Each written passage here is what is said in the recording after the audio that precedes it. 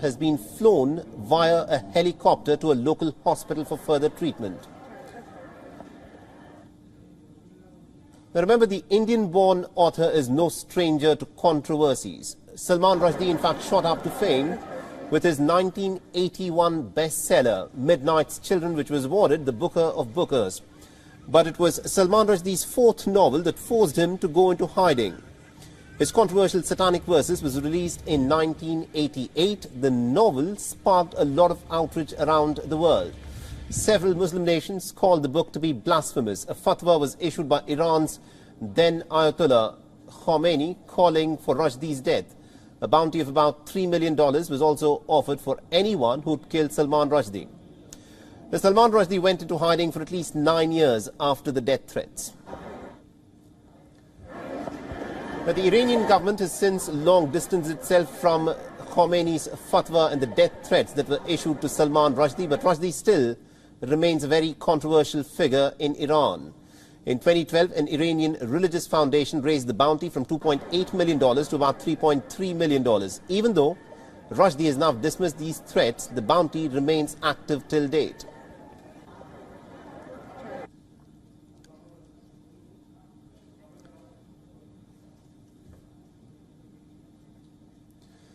And author Taslima Nasrin has tweeted about the incident, expressing her shock after the attack. And our correspondent Susan Tehrani has been tracking this story pretty closely for us. She's joining us live on this broadcast from New York. Now, Susan, and it was at that time that he was stabbed. What more information do we have? That's right. We do finally have a statement coming out from the New York State Police. This is an incident that happened in upstate New York. As you mentioned, he was about to deliver a lecture before this individual that is now in police custody came on stage and attacked the author. State police are investigating an attack on author Salman Rushdie prior to a speaking event at this institution on August 12, 2022, is what the statement reads. At around 11 a.m., a male suspect ran up on the stage and attacked Rushdie and the interviewer as well. Salman Rushdie suffered an apparent stab wound to the neck and was transported by helicopter to an area hospital. His condition is not known. The interviewer also suffered a minor head injury. This is all according to the statement, and a state trooper assigned to the event immediately took that suspect into custody as well. We're probably going to hear some press conference coming from the New York State Police Department on more of the incident and the condition of the author. Absolutely, indeed. At this point of time, as you pointed out, the condition of Salman Rushdie is not known, but has the police given out any information at all as to who could have been the attacker?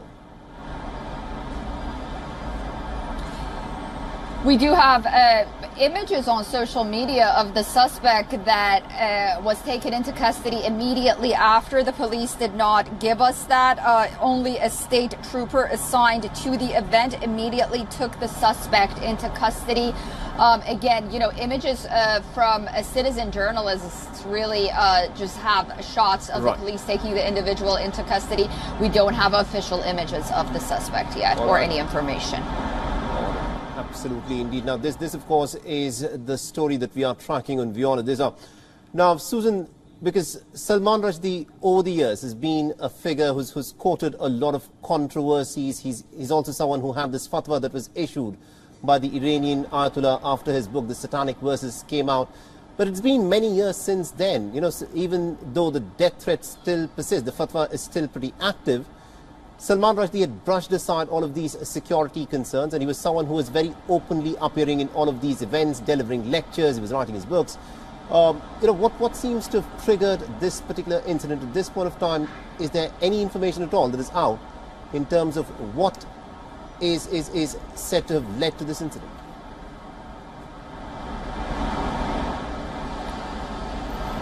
We don't have any details as of yet on what triggered it, but you know, it's obvious that when you deliver a fatwa, it doesn't matter where, when, or where it is. You know, statements like that have consequences.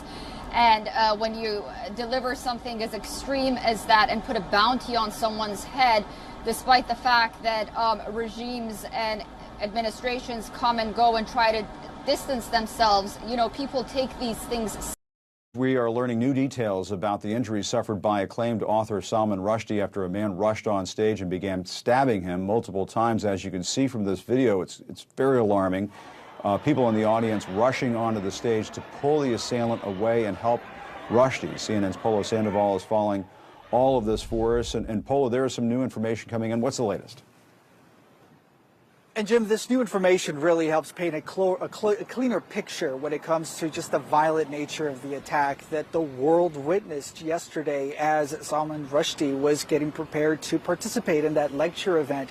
Some brand new details from our colleague Nikki Brown, who's reporting from inside a Chautauqua County courthouse now, telling us more about the extent of his injuries. Prosecutors that are overseeing charges against the 24-year-old suspect from New Jersey believed to be responsible now telling us that that they believe that the 75-year-old was stabbed at least 3 times in the neck, 3 stab wounds to the neck, 4 to his stomach, a puncture wound to his right eye, which the district attorney says he may lose because of the extent of the injuries and the damage is there, and a laceration to his thigh as well. So again, this really paints an even clearer picture of just the extent of the injuries and the extent of the violence that we saw just play out yesterday on stage here. As for the suspect, Hadi Batari, has been identified by New York State Police as a 24-year-old New Jersey man.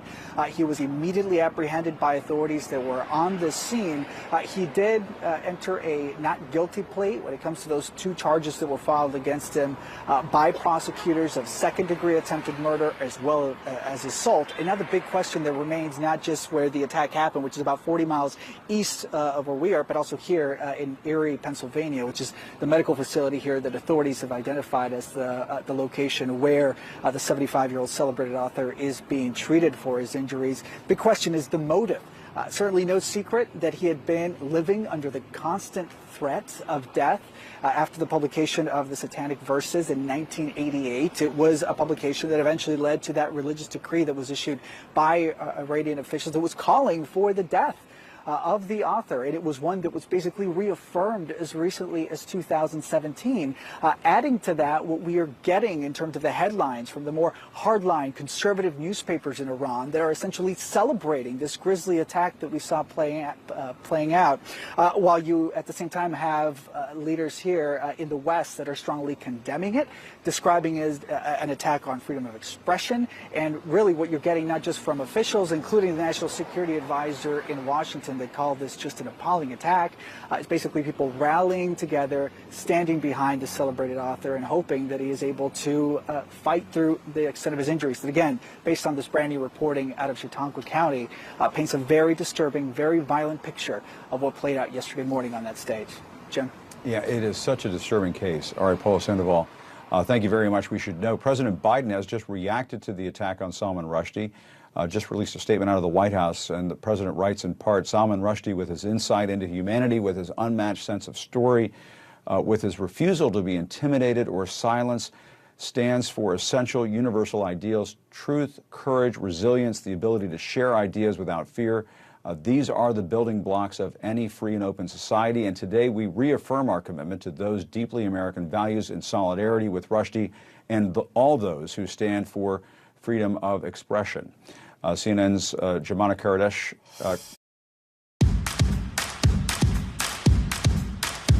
Introducing Suzuki Of expression.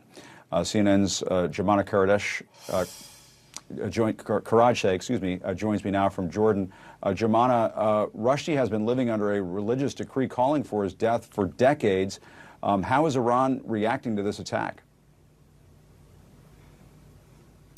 Well, Jim, we've not had official reaction yet from Iran or any major Muslim country, really. I think when the news broke yesterday, I can tell you, being here in this region, I think there was a lot of surprise because a lot of people feel that the issue of Salman Rushdie is something of the past. This is an issue that was in focus back in the late 80s and the 90s. And you have so many, especially the younger generations, who hadn't really heard even of Salman Rushdie in the Satanic verses. So a lot of surprise, especially when you talk about the suspect, an attacker who's 24 years old, who wasn't even born when the Satanic verses was published. But of course, now all eyes are on Iran, a country that some blame for inciting. We've certainly heard that from the Israeli Prime Minister, Yair Lapid, in the last hour or so, tweeting his country's condemnation of this attack. And he's also saying that it is the regime in Iran that he described as an extremist regime in Tehran that led the incitement for decades against Salman Rushdie. Of course, as you know very well, Jim, back in 1989, it was Ayatollah Khomeini at the time who issued that religious decree, that fatwa calling for the killing of Salman Rushdie. And then, you know, it did seem during the 90s that the Iranian regime at the time had softened its stance, that it may have backtracked on that fatwa. But again, 2017 and 19, the current supreme leader, Khamenei, saying that this is still in place, that it is still valid. And while we've not had any official reaction from the Iranians, what we have seen is some reaction on social media. And then you've also got Iranian hardline publications, a couple of newspapers, one publishing a column today praising the attacker, describing him as a warrior, saying that he deserves 1,000 bravos, hundreds of God blesses, that his hands should be kissed for attacking Rushdie, who they described as an apostate. And you know, one thing